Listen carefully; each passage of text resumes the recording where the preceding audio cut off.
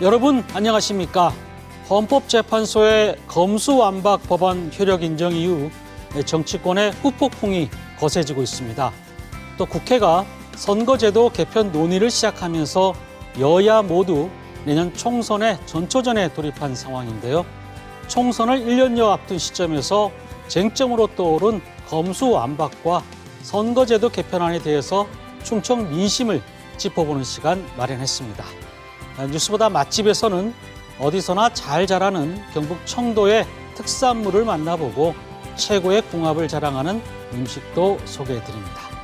뉴스 크리에이터 시선 잠시 후에 뵙겠습니다.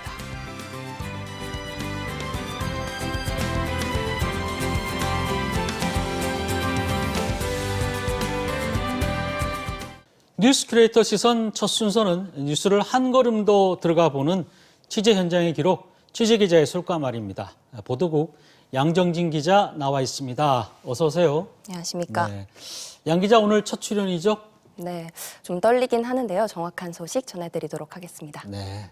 자, 솔직한 뉴스 솔과말, 오늘은 어떤 뉴스입니까? 네, 최근 뉴스에서 빌라왕이다, 전세 사기 이런 뉴스 많이 접하셨을 텐데요. 이 전세금 1억, 2억이 누군가에게는 결혼 자금이고 또 전 재산일 수도 있습니다.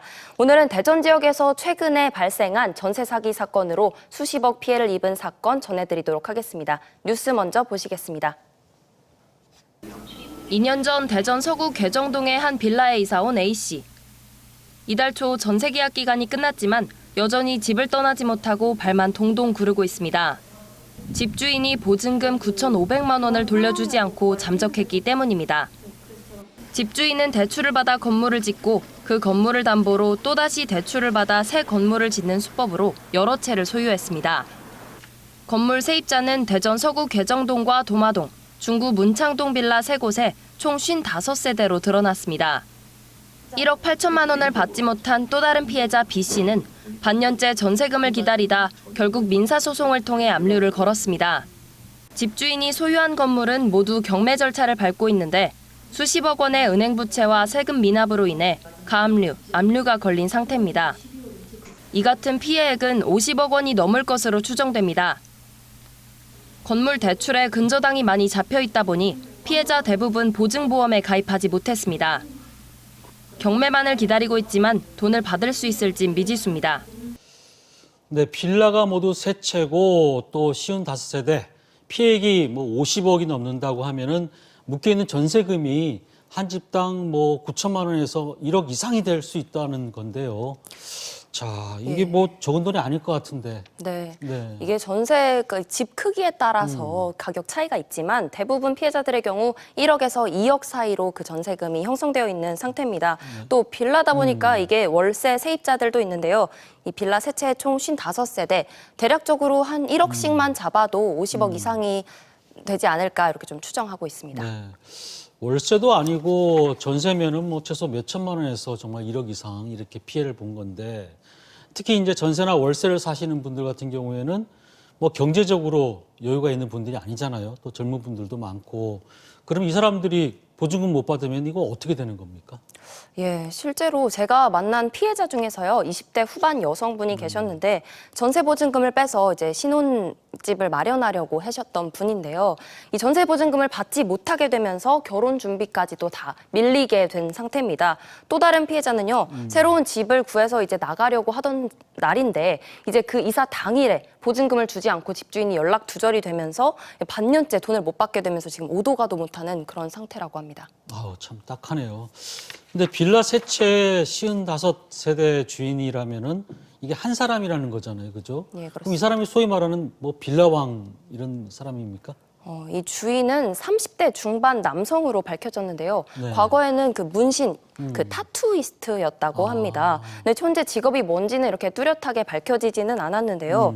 그 2020년 당시 이제 초저금리 시대였잖아요. 이때 이제 갭 투자를 한 것으로 보입니다. 대출을 받아서 이제 그 신축 빌라를 하나 짓고 그 이제 지어진 빌라를 담보로 또 다른 빌라를 짓고 그렇게 해서 반복해서 여러 채를 소유한 것으로 보이는데 이제 지난해부터 금리가 오르기 시작하고 집값이 하락하면서 전세 사기로 좀 드러난 것으로 보입니다. 그러니까 소위 말해서 대출금을 갚지 못하게 되니까 이제 소위 말해서 나몰라라 지금 이제 한 상태인 것 같은데 네. 피해자들은 지금 모두 경찰에 이렇게 신고를 한 상태입니까?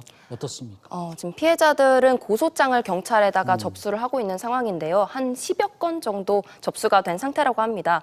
이게 또 한 피해자가 우연히 변호사에게 상담을 하면서 이 비슷한 사례가 다른 피해자가 또 있다. 이렇게 대조를 해보니 알고 보니 같은 이름의 집주인에서 피해자들이 나온 거더라고요. 그래서 이렇게 피해자들이 모여서 점점 커지게 됐는데 무엇보다 중요한 건 아직까지도 본인이 잠재적 피해자인지 모르시는 분들이 많다는 겁니다. 왜냐하면 이제 이 2년 전세 계약이다 보니까 계약이 만기가 되지 않은 시점에서는 자기가 아직 그 돈을 뺄 이유가 없기 때문에 그런 사실을 모르고 계시는 분들도 있고 또 집주인이 지금 아직 돈이 없다. 다른 세입자가 나가면 그 돈을 빼서 돌려주겠다라고 해서 이제 믿고 그냥 기다리고 계신 분들도 계신 것으로 보입니다. 그런데 그 소위 말해서 문제가 된 이 빌라에 누가 들어오겠습니까? 그죠? 그게 참 예. 문제가 될 것 같은데 지금 집주인이 연락이 안 된다고 하는데 그러면은 뭐 보증금을 아예 돌려주지 못한다고 이렇게 얘기를 한 건가요? 어떻게 된 겁니까? 저도 이제 집주인에게 연락을 여러 번 취해봤지만 결국은 닿지 못했습니다. 한 피해자의 사례를 말씀을 드리면요.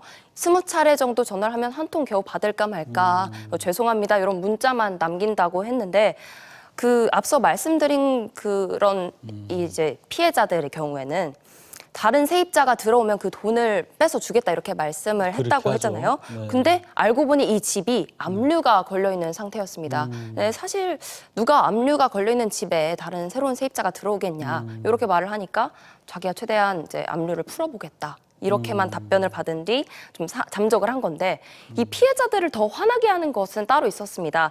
그 SNS를 보면요, 이 집주인이 서울이나 뭐 친구들 만나러 놀러 다니고 이렇게 좀 잘 사는 모습을 올리면서 조금 더 열받지 않았나 이런 생각을 드는데요. 또 한 피해자는 이 민사소송을 통해서 그 집주인에게 압류를 걸었는데 8개 통장에 겨우 100만 원 남짓 들어있었다고 합니다. 심지어 그 7개 통장은 30원, 20원 이런 수준이었다고 하는데 이미 재산을 어디로 빼돌린 건지 알 수가 없는 상태입니다. 철저히 좀 추적을 해봐야 되겠네요. 근데 지금 뭐 사는 집에서 나가고 싶어도 못 나가는 사람들이 있고 또 잠재적인 피해자도 얘기를 들어보니까 많은 것 같은데 이런 피해 이거 보상받을 수 있는 방법이 없습니까? 현재 그 빌라 세 채는 지금 모두 경매 절차를 밟고 있는 상황인데요. 낙찰이 되면 돈을 조금이나마 좀 회수할 수 있을까 이제 싶긴 하지만 사실상 좀 어렵다고 봐야 할 것 같습니다. 왜냐면 이제 우선순위라는 게 있기 때문인데요. 보통 경매 낙찰가율이 한 70% 정도 된다고 치면 여기에서 세금이나 경매 수수료 같은 게 먼저 빠져나가고 이제 최우선 변제권이 작용한 후에 이제 은행 근저당 같은 게 빠지게 되면 이후에 이제 세입자들이 돈을 가져가야 되는 시스템인데 그러면 이제 사실상 남는 금액이 많이 없다고 봐야죠. 그리고 또 전세 보증보험 같은 거를 세입자들이 가입을 했다면 그나마 좀 구제받을 수 있을까 싶기는 한데요. 이 피해자들 대부분이 당시 이제 근저당이 높게 잡혀 있는 바람에 대부분 가입을 하지 못한 상태입니다. 그래서 이제 그냥 그 집에 눌러 앉고 있는 상황인 거죠.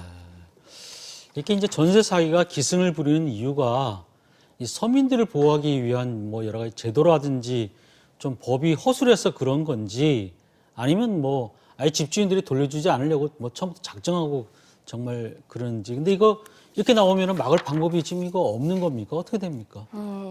이게 보안 장치가 뭐 미비한 것도 있겠지만 원래 전세 제도 자체가 좀 안전한 제도는 아니라고 합니다. 또 사실 전세 사기 유형엔 또 다양한 유형이 있는데요. 제가 말씀드린 이 사례처럼 갭 투자도 있지만 전입 신고의 허점을 노리고 하는 전세 사기 수법들도 있다고 합니다. 특히 이제 그 빌라 같은 경우에는요. 시세를 확인하기가 아파트보다 상대적으로 어렵습니다. 그래서 더 빌라 위주로 지금 피해가 발생을 하고 있는 건데요. 여러 부동산을 좀 다니시면서 발품 파시면서 시세를 확인하시는 게 좋겠고요. 시세보다 너무 싸다면 피해야 합니다. 건물가액의 한 70% 정도 이상 차지를 한다면 위험하다 이렇게 좀 볼 수 있어서 주의를 하시는 게 필요하겠고요. 또 결국 내 돈은 내가 지켜야겠죠. 계약 시에 등기부 등본 같은 것을 꼼꼼하게 확인을 해서 근저당이 많이 잡혀 있다면 피하는 것이 좋습니다. 또 임대인이 나중에 네. 돈을 돌려줄 능력이 있는지 그런 신용이나 자산 상태 같은 것도 확인을 해봐야 하고요. 근데 마침 지난달 30일에 네. 전세 사기 방지법이라고 불리는 네. 주택 임대차 보호법 개정안이 국회 본회의를 통과를 했습니다. 그래서 이제 임차인이 임차 주택의 정보와 그 임대인의 미납 세액 같은 것을 확인할 수 있게 됐다고 하는데요. 이로써 조금 피해가 줄여질 수 있을지 주목됩니다. 무엇보다 참 오죽하면은 뭐 이런 법이 만들어졌겠나 생각도 들지만 무엇보다 이 건물에 대해서 과연 은행에서 얼만큼 대출 받았는지 이왕 좀 적게 대출 받은 집을 선택을 해야 되겠네요, 그죠? 네, 확률이 좀 적겠네. 그런데 그 뭐 임대인이나 뭐 세입자 역할도 중요하지만은 사실 중간 역할하는 중개인이 전문가들이잖아요. 사실 일반 소비자들은 이 중개인을 믿고 또 세입을 얻기 쉬운데 이 중개인의 역할도 좀 중요하지 않습니까? 어떻습니까? 예, 물론입니다. 좋은 물건을 책임감 있게 넘기는 것도 그들의 역할인데 이 계약을 할 때는 그래서 웬만하면 대리인이 아닌 부동산 중개인 본인과 그리고 집주인 본인 그리고 당사자 이제 계약 당사자가 직접 가서 정확하게 확실하게 계약을 하는 것이 좋습니다. 또 이렇게 중개사의 역할이 중요하다는 여론이 대두가 되면서 지난달 30일 그 전세 사기 방지법과 함께 공인중개사의 처벌을 강화하는 전세 사기에 대한 공인중개사의 처벌을 강화하는 그 법안도 함께 통과가 됐습니다. 금고 이상의 형의 집행유예를 받은 공인중개사가 이제 유예 기간이 지난 후에도 2년 동안 활동할 수 없게 하는 내용의 그 법안인데요. 이렇게 점차 법의 사각지대를 줄여 나가야지 전세 사기를 근절할 수 있을 것으로 보입니다. 그러니까 전세 사기가 높을 가능성이 있는 건물을 소개해준 중개사한테도 처벌을 하겠다는 거네요, 그죠? 네, 그렇습니다. 자, 취재기자의 솔까말 들어볼까요? 네. 전세 사기를 벌이는 이 임대인들에게 한마디 하고 싶은데요. 이 전세금 1억, 2억, 누군가의 소중한 결혼 자금과 전 재산을 날려버린, 한순간에 없애버린 그런 행동을 했으면 잠적하지 말고 나와서 사과라도 하고 끝까지 책임졌으면 좋겠습니다. 네. 오늘 양정진 기자 첫 출연인데 수고 많았습니다. 네, 감사합니다. 네.